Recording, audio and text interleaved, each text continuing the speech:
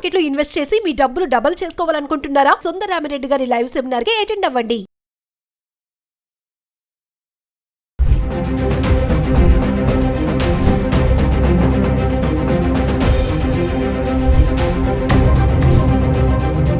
Hello viewers, welcome back to our channel. ప్రస్తుతం మనతో పాటు ఉన్నారు consumers welfare committee chairman Mandadi Krishnareddy గారు. సార్తో మాట్లాడదాం. నమస్తే అండి. సార్, ఇప్పుడు EB4 వీసా ఉంది కదా, అంటే ఆ కేటగిరీ నుంచే గ్రీన్ కార్డ్కి వెళ్ళే ఒక వేసుకోవడానికి అవకాశాలు ఉన్నాయి.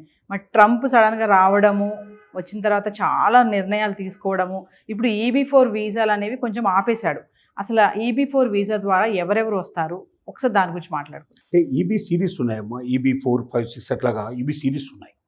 EB సిరీస్లో ఒకటి ఏంటంటే 9 కోట్ల రూపాయలు సుమారుగా మన ఇండియన్ కరెన్సీ కట్టేటైతే వాళ్ళకి గ్రీన్ కార్డు ఇచ్చేటువంటి పద్ధతి ఒకప్పుడు నిర్ణయించబడింది. అంటే ట్రంప్ రాకముందు ఇప్పుడు చాలా ఏళ్ల క్రితమే గవర్నమెంట్స్ నిర్ణయించాయి. అంటే కొద్ది డబ్బున్న వాళ్ళు అమెరికా చేరుకున్నట్టయితే ఆ డబ్బును అక్కడ ఇన్వెస్ట్ చేసినట్టయితే వాళ్ళకు ట్యాక్సెస్ బాగా ఎక్కువ వచ్చే అవకాశం ఉంటుంది, వాళ్ళ దేశం సంపన్నమయ్యే అవకాశం ఉంది, వాళ్ళ అప్పులు తీర్చుకునే అవకాశం ఉంటుందని ఒక నిర్ణయానికి వచ్చేసి EB సిరీస్ స్టార్ట్ చేశారు.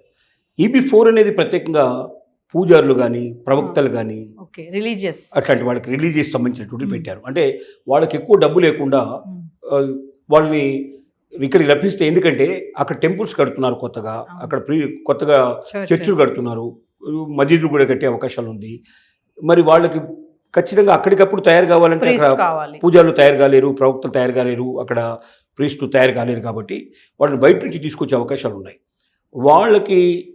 వాళ్ళు ఇక్కడికి వచ్చి సెటిల్ అయినట్టయితే వాళ్ళ ద్వారా అమెరికా గురించి ప్రపంచానికి ఒక మంచి విషయాలు వెళ్తాయి. వాళ్ళు అమెరికాలో ఉన్న గొప్పతనాన్ని ఎక్కువ చాటే ప్రయత్నం చేస్తారు. ఎందుకంటే అమెరికా లాంటి గొప్ప దేశానికి వాళ్ళు వచ్చినప్పుడు సహజంగా వాళ్ళకి ఎక్కువ పరిచయాలు ఉంటాయి, వాళ్ళని నమ్మేటువంటి వాళ్ళు ఎక్కువ ఉంటారు ప్రపంచం లోపల. కాబట్టి వాళ్ళు తమ నమ్మకంతో ఎక్కువ మందిని ప్రభావితం చేసి అమెరికా గొప్పతనాన్ని చాటే అవకాశం, అమెరికాకు ఎక్కువ మంది వచ్చే అవకాశాన్ని కల్పించడం, టూరిస్టులు ఎక్కువ పెరిగే అవకాశాలు ఉంటాయనే భావంతో E4 వీసాలు, ప్రత్యేక EB4 వీసాలు వాళ్ళ కోసమని ప్రత్యేకించారు. అయితే ట్రంప్ వచ్చిన తర్వాత ఇప్పుడు పరిస్థితులన్నీ తలకిందులయ్యాయి. 9 కోట్లు నాకెక్కడ సరిపోతాయి, 47 కోట్లు 48 కోట్లు ఈక్వల్ అయ్యేట్టుగా రావాలి నాకు మినిమంగా. అట్లా వస్తే 50 కోట్లు సుమారుగా వచ్చినట్టయితే ఒక్కొక్క వీసా మీద. అందుకే గోల్డ్ కార్డ్ వీసాలని ఇప్పుడు ప్రత్యేకంగా ప్రవేశపెట్టారు. దీని ద్వారా ఈ ఒక్కొక్క సంపన్న అంటే 9 కోట్లు ఎక్కడ, 45 కోట్లు ఎక్కడ, 47 కోట్లు ఎక్కడ, దాదాపుగా 5, 6 అంతకుముందు 6 వచ్చే బదులుగా ఇప్పుడు ఒక్కరు వచ్చే పరిస్థితి ఏర్పడుతుంది. అంత డబ్బు కడితే కానీ రాలేదు.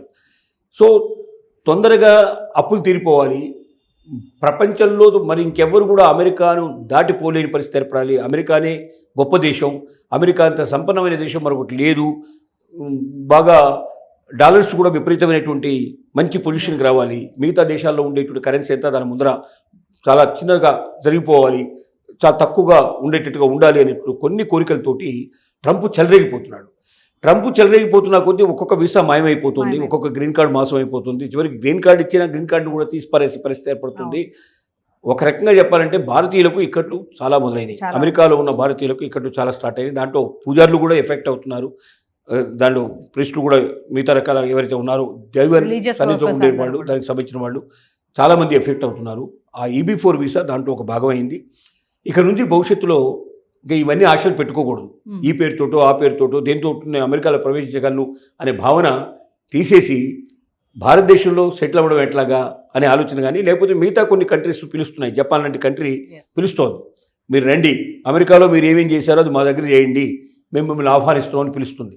అలా పిలిచే దేశాలకు వెళ్ళడానికి ప్రయత్నం చేయడం, లేకపోతే భారతదేశంలోనే సెటిల్ అయ్యే ప్రయత్నం చేయాలి తప్ప ఇక నుంచి అమెరికా మీద ఆశ పెట్టుకోవడం, ఈ పేరుతోటో ఆ పేరుతో ఏదో ఒక వీసాతోటి మనం వెళ్ళగలమనే ఆలోచన కూడా మానుకోవడం అనేది మంచిదేని ఒక రకంగా అమెరికా తెలియజేస్తోంది. ఆ ప్రికాషన్ మనం ఆలోచించి అర్థం చేసుకొని దానికి తగ్గట్టుగా అడుగులు వేయడం చాలా మంచిది. అంటే సార్, EB4 వీసా నుంచి గ్రీన్ కార్డ్కి చేంజ్ అయ్యే ఛాన్సెస్ ఉన్నాయా? EB4 వీసానే దానికోసం ప్రత్యేకంగా పెట్టబడింది. అంటే EB4 ద్వారా వచ్చేటువంటి వాళ్ళకి గ్రీన్ కార్డ్ ఆటోమేటిక్గా వస్తుంది. ఇప్పుడు EB సిరీస్లో EB5 కూడా ఉంది, EB6 లాగా ఇట్లా సిరీస్ ఉంది. ఆ సిరీస్లో ఒక్కొక్క దానికి ఒక్కొక్కటి పెట్టారు. అంటే ఈ EB4లో ముఖ్యంగా ఏంటంటే ఎక్కువ డబ్బు కాకుండా పీపుల్ ఎవరైతే వస్తున్నారో వాళ్ళు ప్రసిద్ధి చెందిన వాళ్ళు, వాళ్ళు ఇతరులను ప్రభావితం చేయగలిగే వాళ్ళు, వాళ్ళ మాటకి విలువ ఉండేటువంటి వాళ్ళు, అలాంటి వాళ్ళని ధర్మకర్తలు కానీ, లేకపోతే ముఖ్యంగా పూజారులు కానీ, లేకపోతే మీకు ఇలా అంటే ఇటు మసీదుల్లో ఉండేటువంటి చేసేటువంటి గురుద్వారాస్ కానీ, కానీ అలా రకరకాలుగా అంటే ఏవైనా సరే ప్రార్థనా మందిరాల్లో ఎవరైతే ముఖ్యంగా ముఖ్య పాత్ర వహిస్తారో, ఇతరులను ప్రభావితం చేయగలుగుతారో, భక్తుల్ని ప్రభావితం చేయగలుగుతారో అలాంటి వాళ్ళని కోసం ప్రత్యేకంగా నిర్దేశించబడింది EB4 వీసా. ఇప్పుడు ఆ EB4 వీసాకు వాల్యూ లేని పరిస్థితి ఏర్పడింది కాబట్టి ఇకపైన ఈ రూట్లో కూడా అమెరికా వెళ్ళేటువంటిది ప్రయాణాలు ఆగిపోతున్నాయని చెప్పి మనం అర్థం చేసుకోవాలి. అంటే వేల మంది ఎవరైతే ఇండియన్స్ నుంచి వచ్చి అప్లికెంట్స్ పెట్టి ఉంటారో EB4 కోసం అవన్నిటికీ ఇప్పుడు చెక్ పడినట్టే అంటారా? డెఫినెట్గా చాలామంది, ఎందుకంటే మన దేవాలయాలు చాలా కట్టారు అక్కడ, విపరీతంగా దేవాలయాలు కట్టారు. తర్వాత దాంతోపాటుగా అక్కడ కొన్ని పూజల కోసం ప్రత్యేకంగా ఇళ్లకు వెళ్ళేటువంటి పూజలు కూడా తయారవుతున్నారు. ఇప్పుడు ఇక్కడ ఎలా ఉందో అక్కడ కూడా ఇండియన్స్ ఉన్నారు కదా, వాళ్ళ ఇళ్ళలో కూడా సత్యనారాయణ వ్రతాలు కానీ ఇట్లాంటివి కానీ మిగతా అన్ని చేసుకుంటారు. ఆ నోములకి, వ్రతాలకి, మ్యారేజెస్కి వాటన్నిటికి కూడా కావాల్సిన పరిస్థితి ఏర్పడుతుంది. ఈ బ్రాహ్మణులు కానీ, పూజారులు కానీ ఇట్లాంటి అంటే ఒక రకంగా ఈ ప్రభావితం చేయగలిగే వాళ్ళు, మత విశ్వాసాన్ని ప్రభావితం చేయగలిగేటువంటి వ్యక్తుల కోసం ప్రత్యేకంగా నిర్దేశించింది EB4.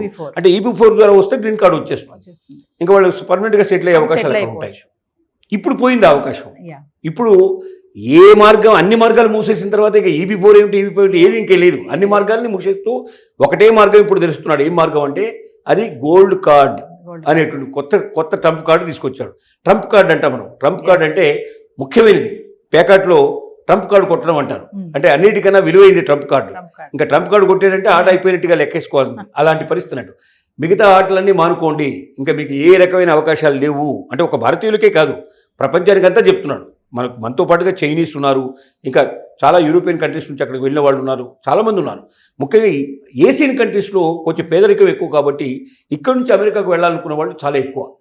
అలాగే మళ్ళీ దక్షిణ అమెరికా నుంచి, అటువైపు నుంచి కూడా వచ్చే, నార్త్ అమెరికా కాకుండా సౌత్ అమెరికా నుంచి వచ్చేవాళ్ళు కూడా ఎక్కువ, మెక్సికో నుంచి కూడా వచ్చే వాళ్ళు చాలా విపరీతంగా ఉంటారు. వీళ్ళందరినీ చరమాంకం చూపించాడు. ఇంకా మీకు లేదు, ప్రవేశం లేదు అమెరికాలోకి, కాబట్టి డబ్బున్న వాళ్ళు, సంపన్నులకు మాత్రమే మేము రెడ్ కార్పెట్ వేస్తాము, డబ్బు సంపాదించుకోవాలని అమెరికాకు వచ్చేవాడికి మాకు అవకాశం లేదు అని చాలా నిఖచ్చితంగా చెప్పేశాడు ట్రంప్. అంటే వచ్చావా, నీ పని చేసుకున్నావా, వెళ్ళిపోవాలి. ఇక్కడ ఉంటాను అంటే మాత్రం నీకు ఛాన్స్ లేదు. విజిటింగ్ వీసా తీసుకొని రా, అంతే, ఎంత డబ్బైనా ఖర్చు పెట్టుకో, ఇక్కడ మేము సంతోషపడతాం, నీకు 6 నెలలు ఇస్తాం, కావాలంటే మళ్ళీ దాని ఎక్స్టెన్షన్ కూడా చేస్తాం, కానీ ఇక్కడ గ్రీన్ కార్డు తీసుకొని ఇక్కడ పర్మనెంట్గా సెటిల్ అవుదామని ప్రయత్నం చేయడం మాత్రం ఇంకా కుదరదు అని చెప్పి చెప్పేస్తున్నాడు. నమస్తే.